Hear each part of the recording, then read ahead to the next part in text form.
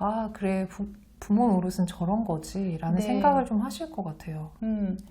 그러니까 엄마는 그냥 뭐 의식주 이런 것들을 제공해 주는 것으로 이제 내가 할 만큼 했다 혹은 끝이다 아니면은 뭔가 계획해주고 진로를 생각해주고 하는데 이게 아이들한테 가장 먹힐 때는 뭐냐면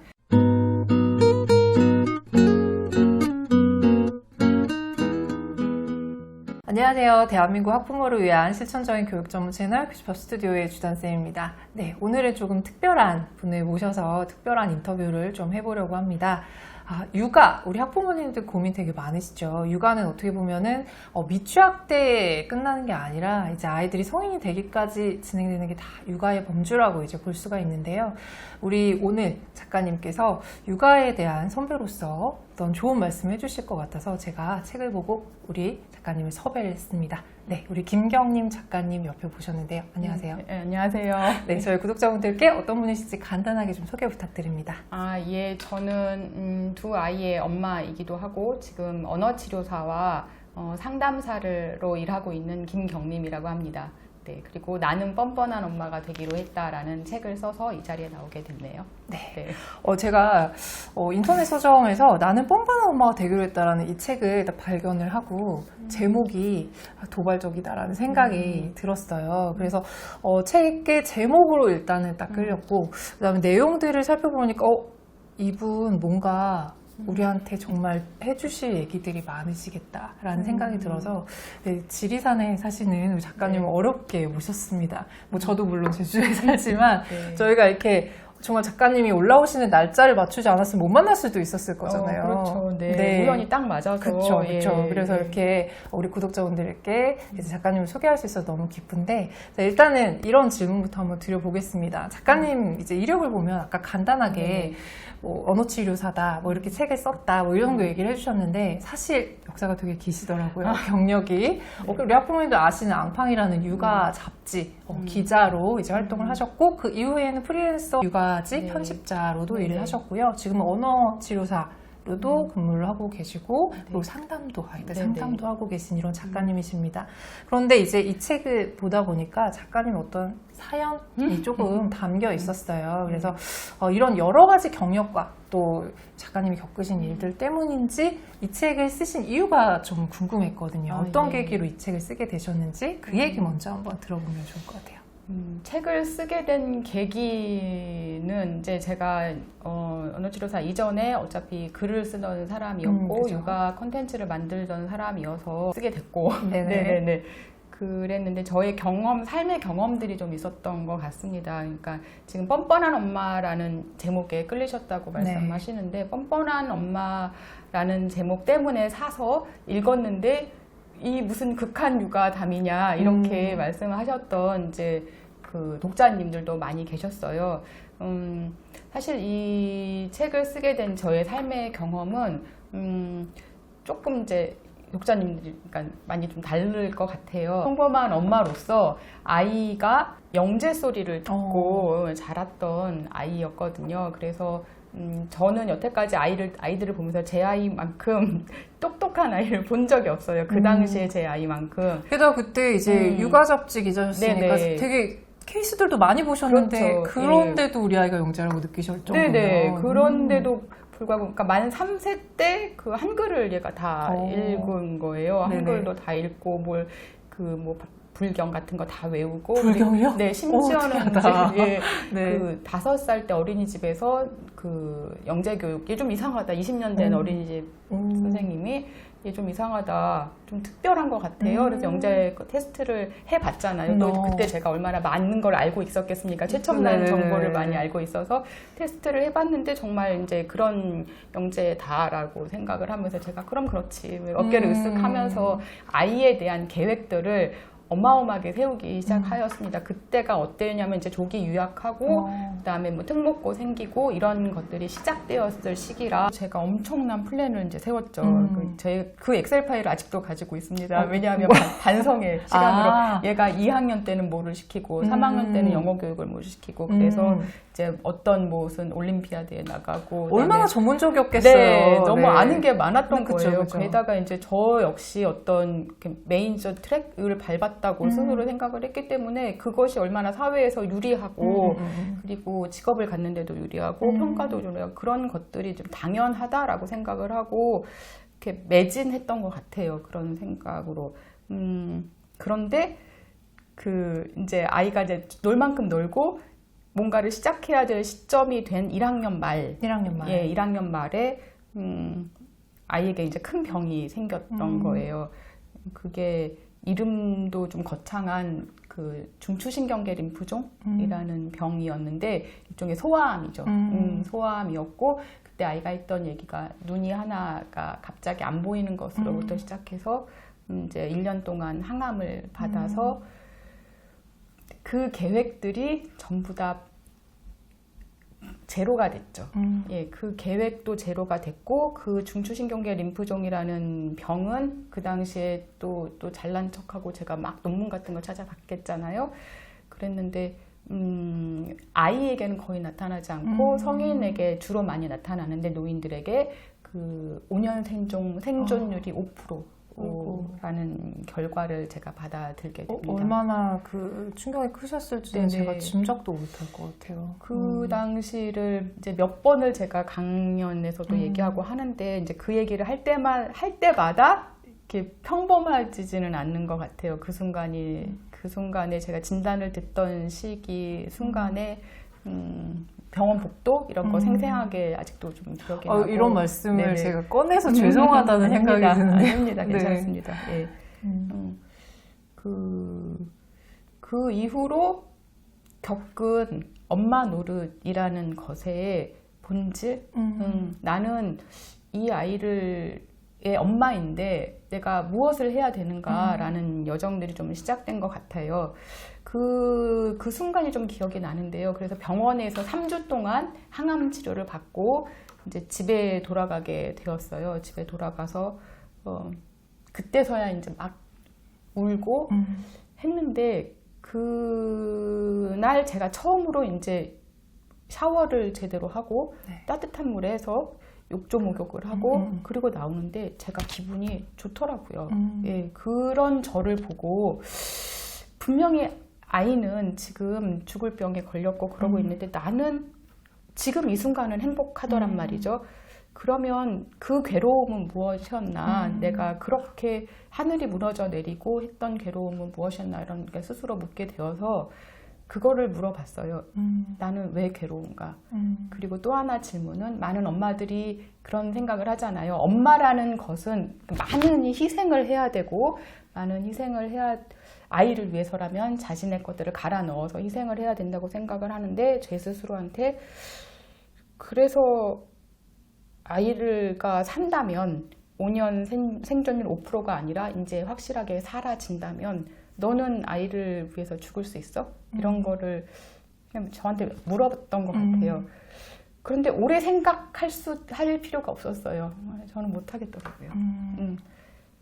예, 가장 중요한 이유는 저에겐 둘째 아이도 있었고, 그쵸. 네, 그리고 무엇보다도 제 생명도 있었고, 네, 제 삶도 있었고, 그래서 그 질문의 답에 딱 직면하는 순간, 그러면 이 괴로움의 원인은 뭘까라고 생각을 했더니 저는 아이의 삶이 아이는 사실 병원에 들어가면서 굉장히 쾌적해졌어요. 왜냐하면 약들이 막 들어가니까 그렇죠. 아픈 게 없어졌고 그리고 엄마가 그렇게 못하게 했던 메이플 스토리 이제 마음껏 할 수 있고 그런 상태가 되니까 아이는 그때 참 철없지만 저는 그 이야기를 굉장히 오랫동안 기억했는데 그 중추신경계 림프종이 이제 눈이 하나 안 보이면서 시작되면서 시력이 점점 안 좋아졌는데 네.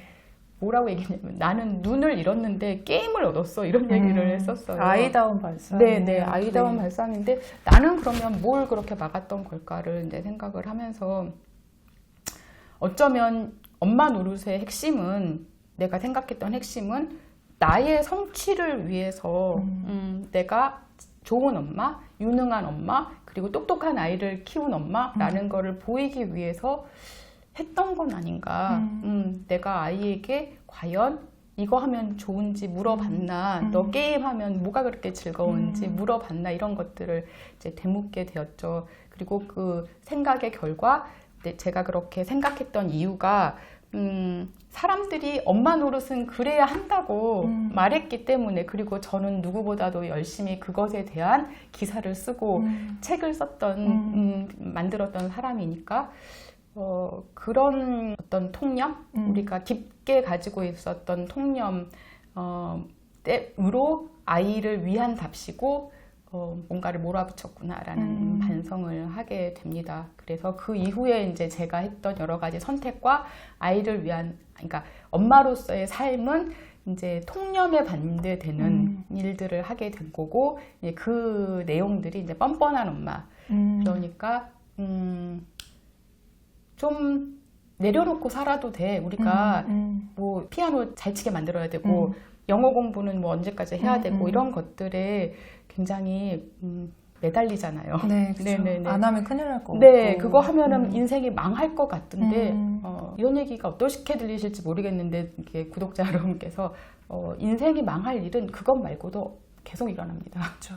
네, 관계에서도 그렇고, 그다음에 내가 일하는 일이 잘 안 될 수도 있고, 그리고 아이가 뭐 항상 부모님 마음처럼 움직여주는 것도 아니잖아요. 그렇죠. 솔직히 그리고 돌아봤을 때 우리는, 엄마들은 얼마나 부모님 말을 잘 들었고 그리고 내 인생 내 맘대로 사십니까? 그렇죠. 네, 그 굉장히 어려운 일이잖아요. 그러면 어떻게 살아야 할까? 그래서 제가 우선순위를 좀 두기 시작했던 것 같아요. 그러니까 5년 생존율 5%라고 하니 이 살아있는 동안에 가장 중요한 거를 먼저 해야겠다라는 좀 절박함이 있어서 이제 그렇게 살았고, 그렇게 산 이후에 어떤 변화가 있었는지, 변화와 그다음에 저의 경험들을 이제 책으로 만든 것 같습니다.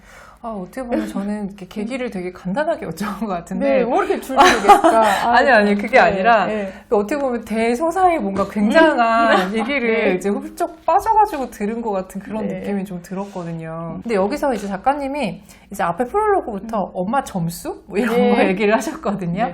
그래서 보통은 엄마들이 100점 엄마가 되고 싶잖아요, 당연히. 근데 작가님이 뭐라고 말씀하셨냐면 60점만 돼도 된다라고 말씀하셨는데, 뭐 본인 스스로도 점수를 매길 수도 있고 아이들한테도 물어볼 수 있지만, 뭐 작가님은 스스로 혹은 아이들은 작가님을 몇 점짜리 엄마라고 물어보시나요? 얘기하나요? 그걸 제가 또 이제 물어봤죠. 물어봤고, 저는 저에게 스스로 엄마 노릇을 몇 점을 줄 것인가 생각했는데, 저는 저 스스로에게 사실은 90점 이상을 줍니다. 왜냐하면 저로서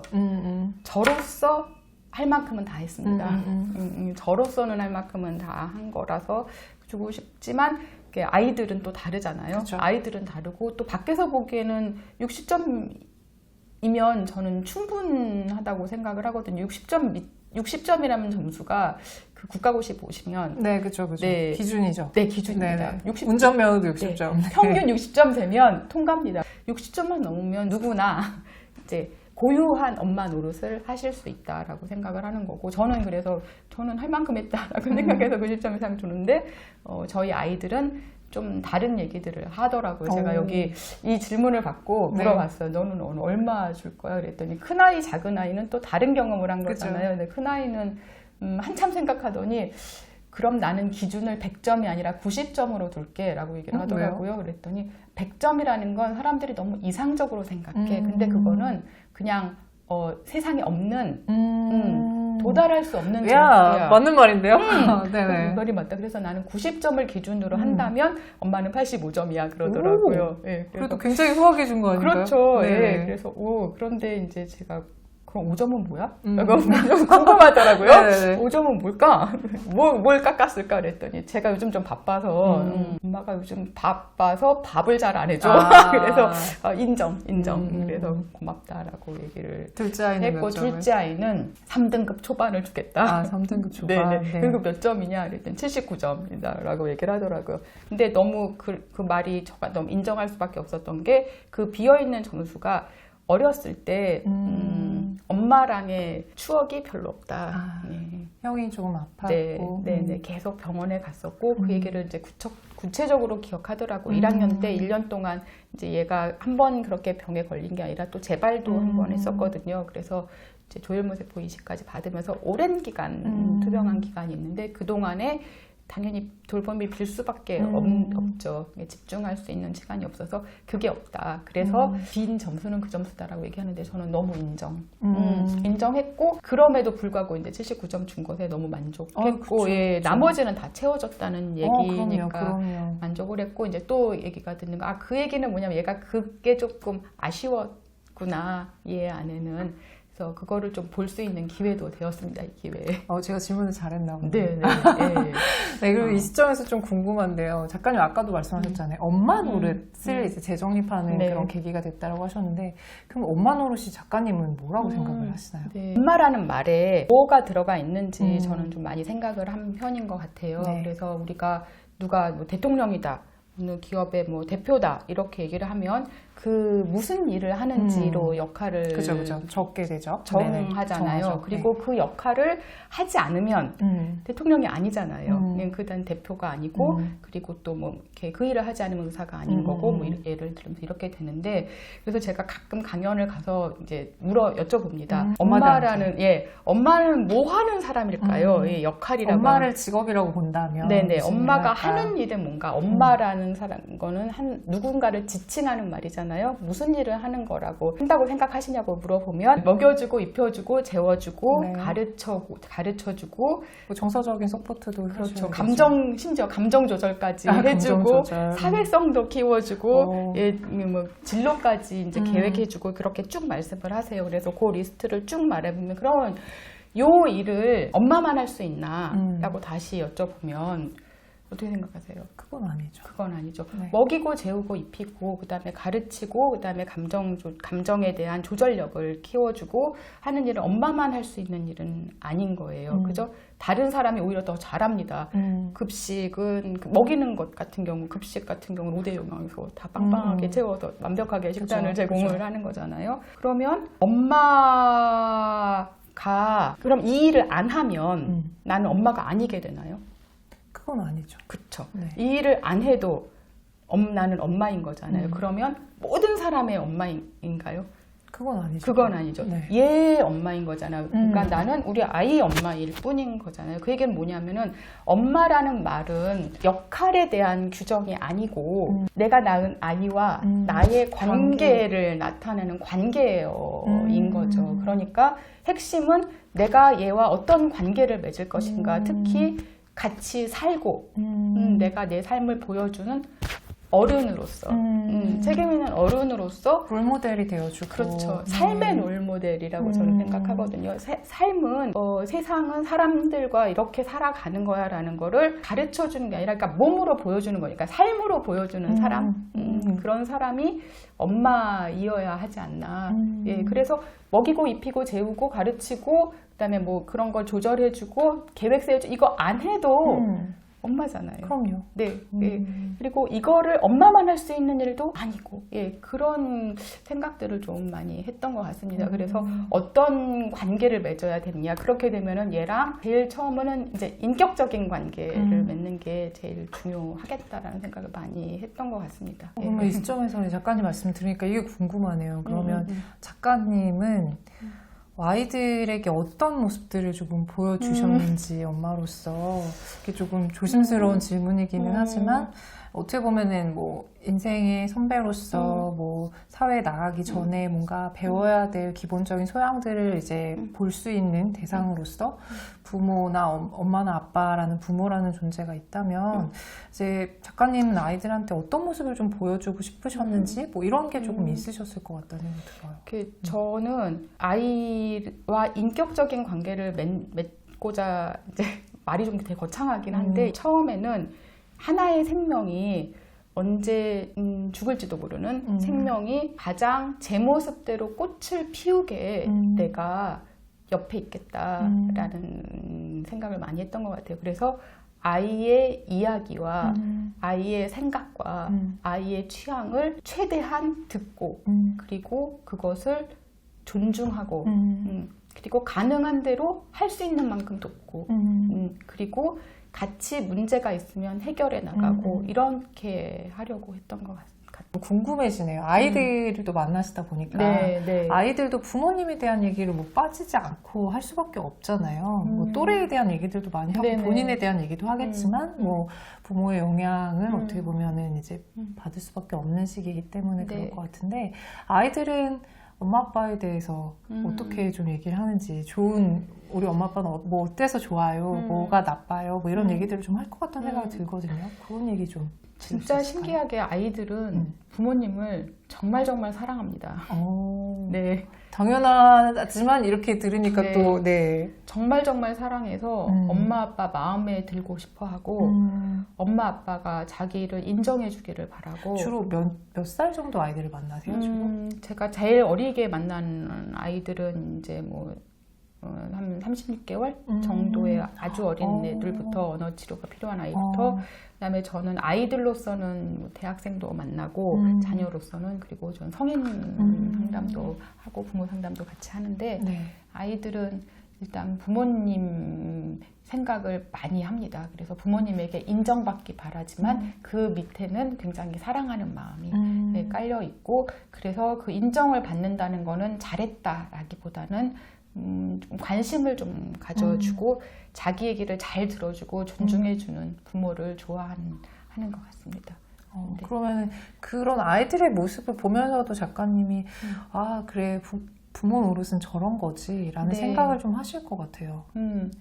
그러니까 엄마는 그냥 뭐 의식주 이런 것들을 제공해 주는 것으로 이제 내가 할 만큼 했다 혹은 끝이다 아니면은 뭔가 계획해주고 진로를 생각해주고 하는데 이게 아이들한테 가장 먹힐 때는 뭐냐면 그 아이의 존재 그 자체를 그냥 쓰다듬어 주는 것, 예, 그것인 것 같아요. 이게 참 말이 어려운데 예를 들자면 어떤 종류의 장애가 있는 아이들이라 하더라도 예를 들어서 제가 만나는 아이들 중에서 자폐 스펙트럼 장애를 가진 아이들도 있단 말이에요. 그러면 이 아이들이 가지고 있는 어떤 특성들을 이거를 뭐 고쳐야 되거나 아니면 더 낫게 하거나 그것에 대해서 뭐 얘기한다기보다는 뭔가 그것을 신기해하고 네, 돌봐주고 이러는 그리고 이제 웃음을 이렇게 보이는 그런 어머니들을 있을 때 그래서 그렇게 한 장면에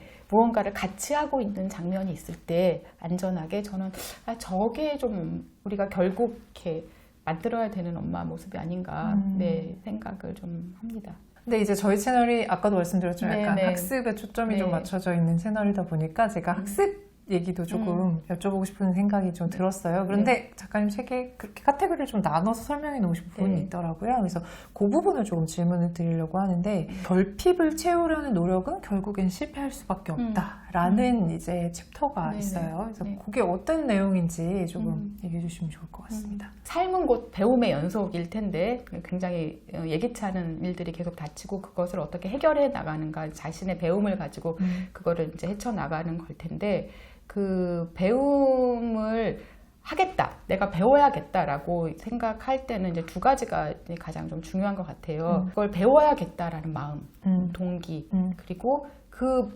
밑에는 좀 세상에 대한 긍정적인 정서, 동기와 정서가 아주 중요한 학습을 이루는, 배움을 이루는 카테고리 같은데 결핍을 채우려는 노력에 실패할 수밖에 없는 이유는 결핍이라는 건 얘가 부족한 점, 네네. 단점이잖아요. 그것을 우리는 그것을 그것만 이상하게 보이죠. 도드라져 보입니다. 맞아요. 예, 그게 구멍이 있는데 그거를 메꾸면 뭔가 원이 될 것 같고 그것을 채우면 완전해질 것 같고 하지만 그거는 이제 완전에 대한 어떤 우리의 그 이상적인 망상이라고 저는 생각을 하는데 그렇게 되는 노력은 제가 가르치고 해봤는데 별로 효과가 없습니다. 왜냐하면 이게 부족해. 그러니까 이거를 채워라고 말하는 순간 아이가 갖게 되는 정서는 나 좀 못났네.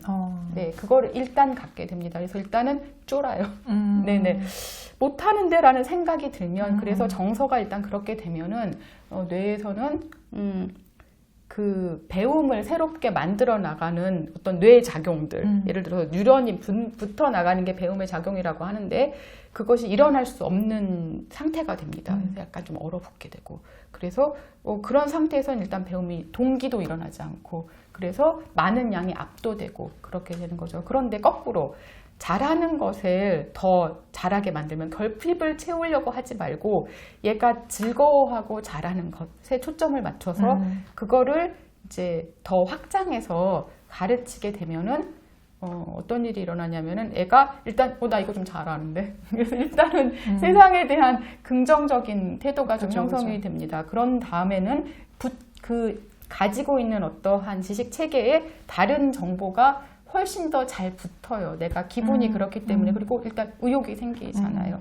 그렇게 가르치는 게 이제 제일 좋다고 생각합니다. 아까 자폐성 장애를 가진 아이들을 이렇게 가르칠 때도 그런 것들을 저는 많이 쓰는데 아이가 파란색을 굉장히 좋아해요. 예를 들자면 그런데 엄마가 보기에는 그 파란색에 집착하고 마치 그 우영우가 고래에 집착하듯이 그것이 뭘로 인식됐냐면은 저게 보기가 싫을 수 있어요. 왜냐하면 저런 행동을 하는 건 장애의 증거이기 때문에. 예, 그래서 그런 것들을 그래서 파란색 말고 다른 여러 가지 색깔들을 쓰는 아이로 만들어주세요라고 이제 요청을 하시기도 하세요. 그러면은 그 굉장히 어려운 일입니다. 일단 말씀드렸듯이 내가 할 수 없는 일을 계속 해야 되는 거니까. 근데 파란색을 가지고 연한 파란색, 진한 파란색, 혹은 파란색 종이, 파란색 공책, 아니면은 뭐 파랑에 대한 뭐 바다, 물건 이런 것들로 확장해 나가면 그 지식이 훨씬 더 많이 쌓이면 아이도 즐겁고 자기가 좋아하는 일 하니까 즐겁고 이제 그 능력도 향상되고 그리고 이렇게 한 다양한 가지로 만들어진 이 그 학습 체계는 다른 데서 바로 쓸 수 있거든요. 예, 그런 것들이 좀 중요한 것 같습니다. 우리 작가님은 지금 이제 아이들을 치료하시면서 하시는 네네. 얘기들을 해주셨는데 이거를 들으면서 저는 일반적인 아이들의 학습 체계랑도 동일한 이제 프로세스라는 생각이 좀 들어요. 네네. 당연히 이제 엄마 눈에는 이것만 조금 해주면 더 잘할 것 같고 이런 것들이 분명히 많이 있겠지만 거기서 시작하시는 것보다는 어떻게 보면 우리 아이가 잘하는 것에서 네. 조금 확장되는 게 네. 훨씬 더 아이 입장에서도 쉽고 즐거울 거고 그리고 네. 더 발전할 여지들도 많겠다 이런 생각이 듭니다. 그래서 부모님들이 우리 아이가 이걸 진짜 못해가지고 좀 너무 고민이다 하시면 그거가 정말 필요한 건지 이런 고민들 좀 해보시는 게 좋을 것 같고 그것보다는 우리 아이가 잘하는 걸 좀 더 개발해주는 방향으로 고민해 보시는 것도 좋겠다는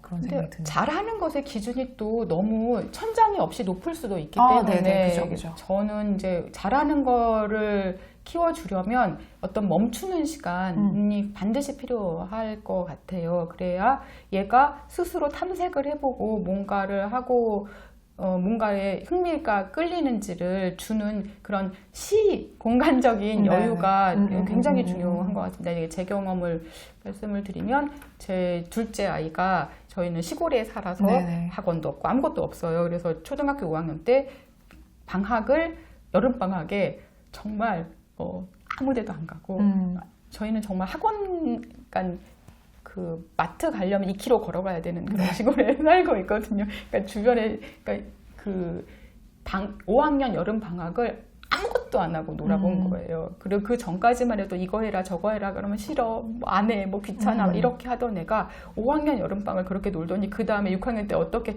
갑자기 돌변했냐면 그 학교에서 뭐 하라고 하는 것 있잖아요. 예를 들어서 뭐 무슨 대회에 나갈 사람 혹은 뭐 어디 영재원에 가서 시험 볼 사람 아니면 무슨 영어 뭐 연수 대회 뭐 할 사람 그런 거 다 손을 드는 거예요. 예. 그러니까 심심해 보니까 자기가 동기가 생겨서 그렇게 하고 있더라고요. 그래서 어느 정도의 6개월, 1년 그렇게 아이에게 풀로 여유를 줘도 전혀 아무 일도 일어나지 않습니다. 네네, 아무 일도 일어나지 않고 그러니 그런 아이가 스스로 탐색할 시간들을 주시면 좋겠다는 생각이 듭니다. 그러니까 이거 해봐, 저거 해봐 이렇게 계속 들이밀면 저희 둘째 아이 말로는 인권 침해다.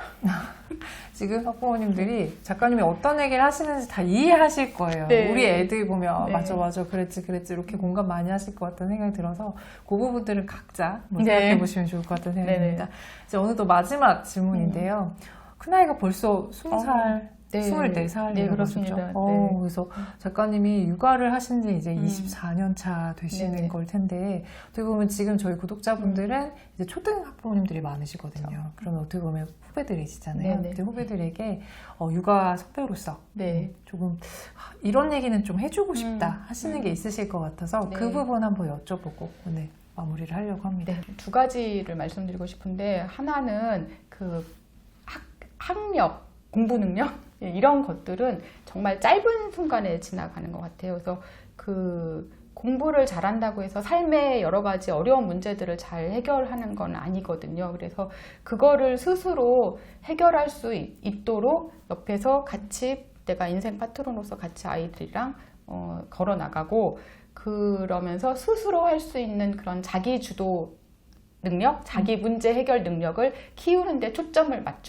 맞추는 게 이제 육아의 목표라고 저는 생각을 합니다. 근데 그러기 위해서는 그럼 그걸 어떻게 하느냐라고 하면은 저는 엄마가 자신의 삶을 살면서 우리는 아까도 말씀드렸지만 엄마라는 이름도 가지고 있지만 다른 삶, 이제 저는 언어치료사이기도 하고 상담사이기도 하고 또 이렇게 어디서 그 대학에서 가르치기도 하고 그다음에 글도 쓰고 다른 역할들을 많이 하고 있습니다. 그리고 시민사회 일원으로서 다른 일도 뭐 봉사나 이런 것들을 하고 있고 그런 여러 가지 정체성들을 많이 가지는 한 사람의 건강한 인간으로 하는 것이 곧 아이를 그렇게 자기 주도형으로 문제를 해결하면서 스스로 살아갈 수 있는 그런 길이지 않을까 생각을 어떻게 합니다. 보면은 작가님이 아이들한테 자기주도 능력을 키워주기 위해서 이걸 시키고 저걸 시키고가 아니라 네네. 어떻게 보면은 이제 본을 보여주고 네. 아이들이 그 모습을 보면서 스스로 네. 어떤 문제들이 발생하면 부모님과 네. 같이 고민하고 네. 같이 이겨내고 이런 과정 속에서 성장했다고 네. 생각을 하면 될까요? 네, 그것밖에 할 수 있는 게 없지 않을까. 저는 그런 생각을 그러면 많이 60점 합니다. 엄마도 충분히 좋은 그럼요. 엄마가 될 수 있다. 네. 네, 오늘 저희 김경림 작가님께서 오늘 어떻게 보면 꺼내기 조금 어려운 얘기부터 시작해서 근데 지금 이제 선배로서 해주실 여러 가지 얘기들을 오늘 풀어다 주셨습니다. 우리 구독자분들께서 오늘 영상을 통해서 엄마 노릇에 대해서 다시 한번 생각해 보시는 그런 계기가 되신다면 오늘 영상이 충분히 저희한테 의미 있는 영상이지 않을까라는 생각이 들고요. 네, 여기서 이제 작가님 보내드리도록 하겠습니다. 오늘 영상이 도움이 되셨다면 좋아요 한 번만 꼭 부탁드리고요. 저는 다음 영상에서 또 인사드리도록 하겠습니다. 작가님 수고하셨습니다. 네, 감사합니다. 감사합니다. 네.